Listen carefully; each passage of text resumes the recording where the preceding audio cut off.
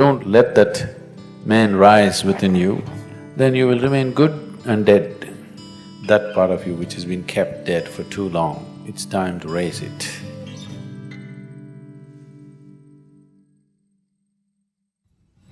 Whatever we are referring to as Jesus is not about some man 2000 years ago.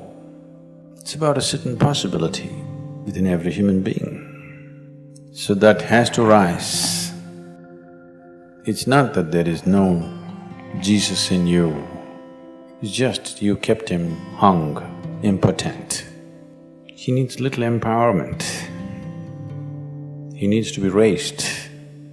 So the whole effort is that part of you which we can call Jesus or Shiva or whatever you like, to allow that to rise.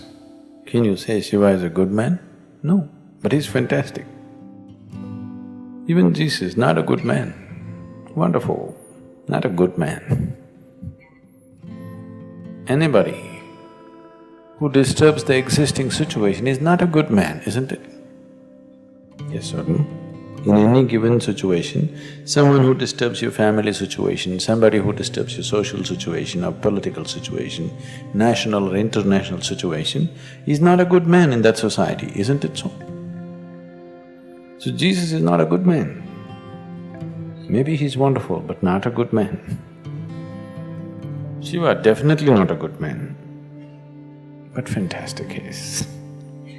If you don't let that man rise within you, if you do not let that aspect rise within you, then you will remain good and dead. Dead is good. Dead is always good. Yes or no? Once it happened, a 5-year-old boy and his mother went to the cemetery. He had never seen a cemetery in his life, this is the first time. The mother was dedicated to one particular grave, she sat down. The boy went about everywhere, reading all the inscriptions on the tombstones.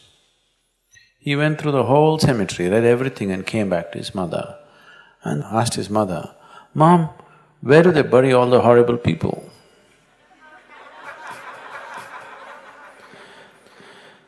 Every tombstone says this was the most wonderful man. Dead is always good, isn't it? Dead is good, living is trouble. Because living is trouble, we reduce the living to half dead. 50% life is safe. That's where most people have settled. We must decide, dead or alive. Half dead is not good, isn't it? Once Shankaran Pillai was arrested for mixing horse meat in chicken cutlets and selling. So when he went to the court, there was nothing else to do, so he pleaded guilty. And they asked, "How much horse meat and chicken meat, how did you do?" He said, 50-50 I did. So he got some fine and some kind of thing and then he came out. His friend asked him, "What did you mean by saying 50-50? He said, "One horse, one chicken."